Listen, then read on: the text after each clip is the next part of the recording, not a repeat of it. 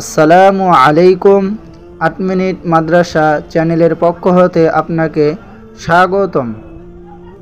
মিথ্যা কথা বিষয়ে আল্লাহ পাক কুরআনুল কারিমে বিশ্বনবী হযরত মুহাম্মদ সাল্লাল্লাহু আলাইহি ওয়াসাল্লাম যা বলেছেন, কোনো বিষয়ে নিশ্চিত জানাশোনা না থাকা সত্ত্বেও সে বিষয়ে অনুমান ভিত্তিক কোনো কথা বলা সত্যিই অপরাধ এবং তা অধিকাংশ সময় মিথ্যা হতেই বাধ্য।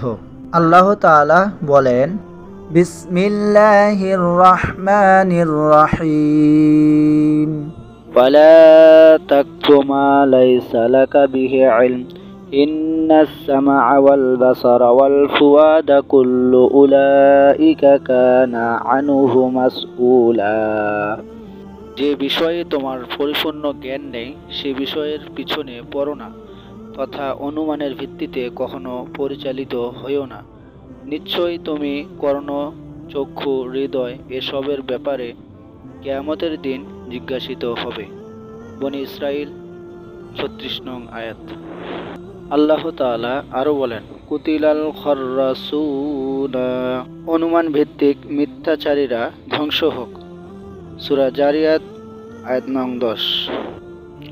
মৃত্যুক আল্লাহ তাআলার লানত পাওয়ার অন্য আয়াতে আল্লাহ তাআলা বলেন, সুম্মা নাবতাহিল ফানাজআল লা'নাতাল্লাহি আলাল কাযিবিন। অতঃপর আমরা সবাই আল্লাহ তাআলার নিকট এই মর্মে প্রার্থনা করি যে মিথ্যুকদের উপর আল্লাহ তাআলার লানত পতিত হোক।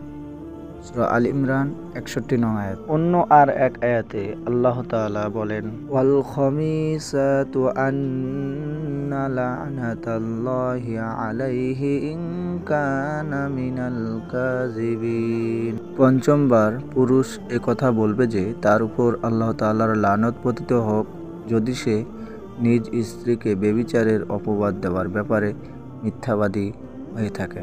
চলুন এখন হাদিস হতে হিজাম রাদিয়াল্লাহু তাআলা আনহু থেকে বর্ণিত, তিনি বলেন, নবী করিম সাল্লাল্লাহু আলাইহি ওয়াসাল্লাম ইরশাদ করেন, ওয়াইলুল লিল্লাযী ইউহাদ্দাসু বিল হাদিস লিইউদহিকা বিহিল কওমা ফায়াকযিব ওয়াইলুল লাহু।